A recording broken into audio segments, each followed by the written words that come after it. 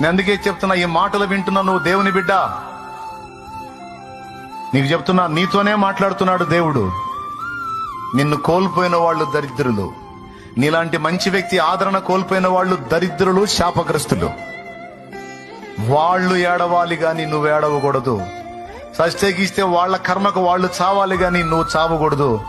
ఇంకా చెప్పాలంటే వాళ్ళ బ్రతుకులు కూడా మార్పు చెంది వాళ్ళు తమ బ్రతుకును దిద్దుకున్నట్లు ఒక అవకాశం ఇవ్వమని వాళ్ళ కోసం నువ్వు ప్రార్థన చేయాలి. లేకపోతే వాళ్ళు శపించబడి, శాపానికి అప్పగించబడి దారుణమైన పరిస్థితులకు వెళ్ళిపోతారు.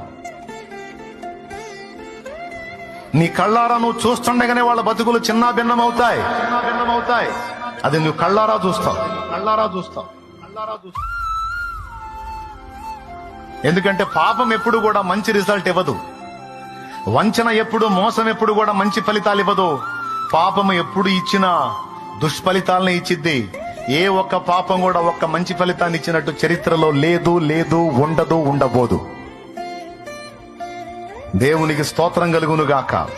చెప్పు, గట్టిగా చెప్పు, పెద్దగా చెప్పు.